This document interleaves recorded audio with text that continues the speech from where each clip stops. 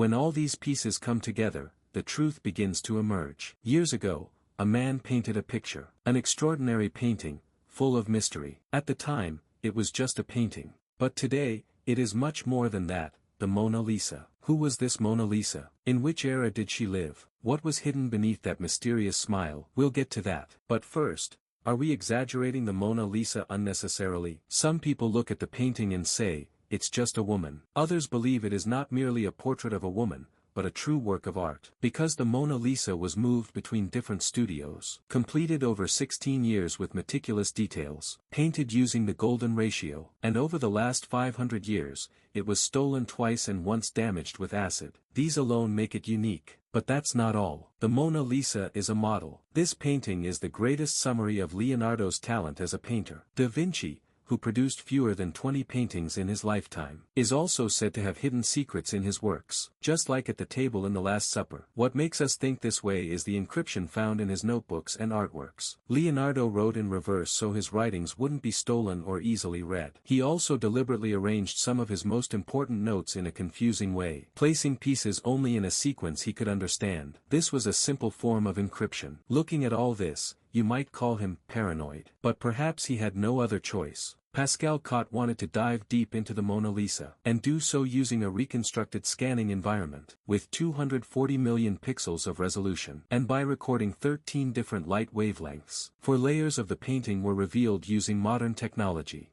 The preparatory sketch with infrared reflection, top right. The thin paint layers and canvas texture using X-ray radiography, bottom left. The sequential paint layers and drawing errors revealed by ultraviolet fluorescence, bottom right. And the final, current state of the painting, top left. You can examine these at the end of the video via the link. But as a result of earlier analyses, some unusual details were noticed. Now it's time to uncover the secrets hidden in those details. Researcher Stevenson and his team created an ultra-high-resolution copy of the painting, and studied it for days. One day, they noticed something just beneath the bridge on the right side. When they zoomed in, they realized it was a figure. The numbers 7 and 2. Continuing their investigation, they moved closer to Mona Lisa's eyes and noticed faint markings. Upon closer inspection, they identified the letter L in the right eye, and the letter S in the left eye. LS and the number 72. To understand what these meant, they investigated whether the landscape behind Mona Lisa was real. They discovered a small town called Bobbio. It is well known that Leonardo had been there before. The medieval castle, the winding river, the high hills, and the stone bridge on the right, all closely resemble the background of the painting. Don't be surprised by the bridge's resemblance. It appears vertical,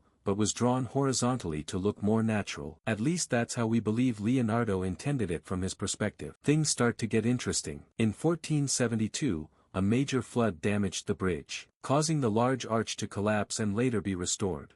This suddenly makes the number 72 meaningful. This was exactly Leonardo's era. Did Leonardo intentionally include this number? Or was it just a coincidence? We don't know why he added it, but we do know that everything Leonardo drew or added carried meaning. So what do L and S mean to you? L could stand for Leonardo, but what about S? To understand this, we need to look deeper into Leonardo's life. When Leonardo was around 10 years old, he took in a poor child from another family, a young boy named Gian Giacomo Caprati, later known for his mischievous behavior and bad habits. Leonardo called him Salai, meaning little devil. According to many, Salai was the inspiration behind many of Leonardo's drawings. His apprentice, his companion, perhaps even his lover. Leonardo portrayed Salai in many of his works. Could they have had a relationship? For example, in this painting, the two appear together. The purpose of the work is unknown, but Salai's individual portrait contains intriguing secrets. When compared to the Mona Lisa, the nose,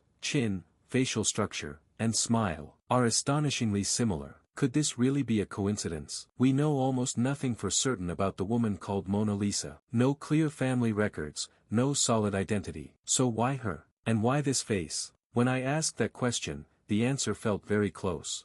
The secret may be this. At first, Leonardo wasn't interested in his apprentice, but over time, he noticed their harmony, and they became lovers. Knowing this could have cost them their lives, because at that time, homosexuality was not accepted. Leonardo and Salai had to hide this secret for life. And they did. But Salai wanted to be remembered, wanted the world to see that he was the one worthy of recognition. Maybe Leonardo wanted that too. He couldn't do it openly. But there was one way: to bring Salai to life under a different name and face. Perfectly, to show how much he meant to him. For this reason, Leonardo carried the painting with him everywhere, and secretly worked on it in multiple studios for 16 years. It had to be perfect. The nose, the facial features, the smile, everything had to resemble Salai, but remain unrecognizable. He made subtle changes, and in the end, he succeeded. The name couldn't be Salai. Many already knew his nickname. Instead, he encoded a name: Mon Salai, my little devil. Thus, Mona Lisa. Mon meaning my.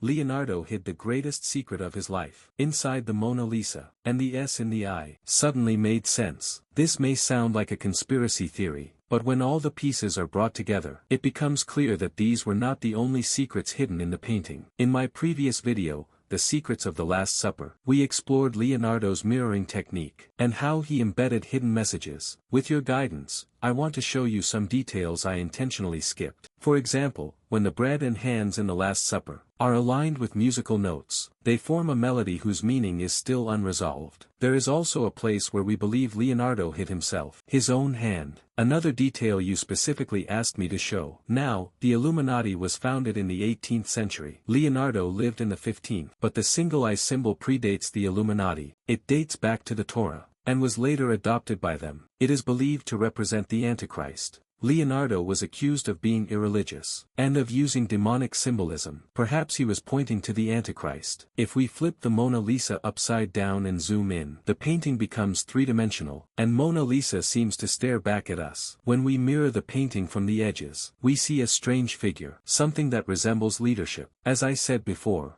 we didn't create this or imagine it. Leonardo did. What we're doing is trying to uncover what Leonardo hid from different angles. Paintings like the Mona Lisa and the Last Supper prove that these are not just paintings. Leonardo da Vinci, with his intelligence, mathematics, and philosophy, constantly sought perfection, and proved himself to be a true genius. Are there really secrets hidden in his works, or are they just our interpretations? Either way, trying to understand and interpret them reminds us that sometimes we need to push the limits of our perception. Who knows? Perhaps there are still more secrets waiting to be discovered. When you look at the Mona Lisa, what do you see? If you want more videos like this, show your support by liking the video. I still have many secrets left to uncover.